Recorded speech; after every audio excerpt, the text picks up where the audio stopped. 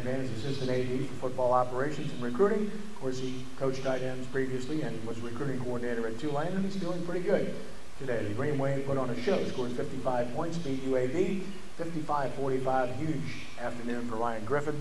And Tulane, with their second win, now set up for their third win because they've got homecoming on Saturday against Rice at 2:30 at the Mercedes-Benz Superdome. I'm already guaranteeing a win, and he doesn't like that, but that's okay.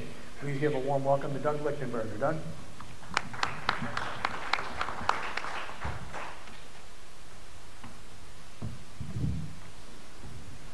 Thank you, Ken. Yes, I had a great win this past Saturday. Both sides of the ball, offense, defense, got off to a quick start, pushed out to a 31-10 lead over UAB. They are a very explosive team on offense. They put up points against everybody they played this year, so they came back in the second half, scored some points, but were never able to get into within 2 scores of us, and we pushed out to a 55-45 win. Offensively, Ryan Griffin had one of the best days in the history of Tulane passing, if not the best. Had his 3rd straight game over 300 yards, actually passed for over 400 yards, and had 5 touchdown passes. But it really, right now, it kind of all starts and ends with him. He's really playing well. It's just great to see him finishing up his career the way he is. The guys he threw to, receivers, really played a great game. We had 2 receivers, Ryan Grant and Xavier Rush. They both had over 100 yards receiving and each had 2 touchdowns. Running game, our running game's been struggling all year long, and we finally got it on track this week. Orleans Darkwa, our #1 running back, is finally 100% full healthy, had 70+ rushing yards, and also ran for 2 touchdowns. So that was very encouraging to see. Defensively, I don't know if you're ever happy giving up 45 points, but the thing our defense did a great job of doing was turning the ball over. They forced UAB into 4 turnovers, 3 interceptions, and 1 fumble. That was led by Lorenzo Doss, one of our freshman corners from St. Aug. Had two picks. One of them had a big return on it. So that was huge for us at the end of the game. They were scoring. Their last couple drives, we were able to force some turnovers and ultimately win the game. Other players on defense, Daryl Farley, linebacker, probably had his best game. He had 9 tackles, deflected pass, so he played well also. Special teams, we had a new punt returner back there, freshman Darian Monroe. Had a big return. I think it was 40+ yards. Took the ball all the way down to the 3-yard line, but he really energized us back there returning punts, and he'll continue to do so. And then our field goal kicker has been outstanding all year, Cairo Santos. His kickoffs, he's put it in the end zone all day, and then he kicked 2 field goals to extend his perfect mark. He's 12 of 12 on the season, and he's really been a shot in the arm for us. So it was a great win against UAB. We're now turning to look towards Rice. We play them Saturday at 2:30 in the Dome. It's our homecoming game, and we're looking to really get on a roll. We've played pretty well the last couple weeks, and we're just looking to continue that streak. Do we have any questions?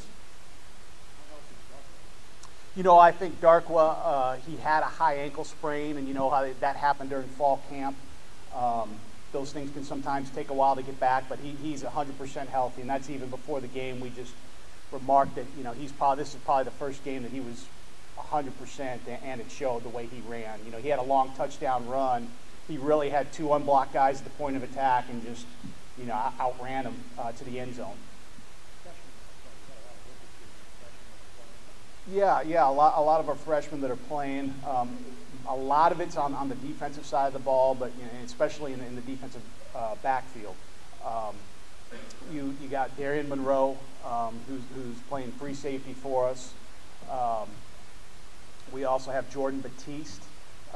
He's a young man from Lutcher that's playing a lot for us at corner. And then we also have Lorenzo Doss, who had 2 interceptions for us.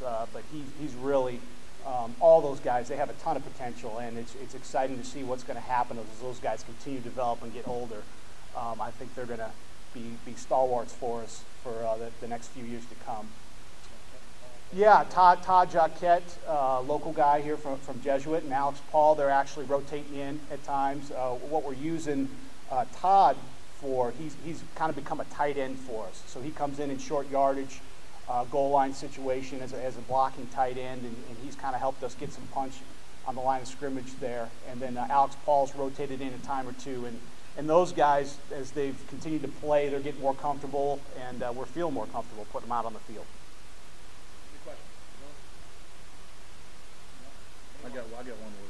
Doug, tell me about recruiting philosophy and schemes, and how do you guys feel like recruiting will be successful if you do what as a program, as maybe opposed to the past? Well, when CJ came in here, the number one thing with CJ was recruit locally, and being born and raised here, and then recruiting here throughout his time as a college assistant.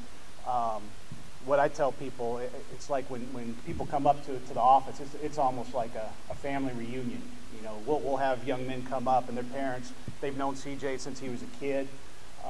But the relationships that we have, not only with CJ, but assistants on our staff. Dave Johnson was a head coach at St. Aug.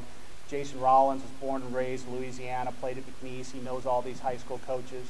Obviously, Lionel Washington has a ton of contacts in the river parishes, but that's the biggest thing, is build those relationships with the coaches and continue to bring in the local kids as much as has ever been done in the past.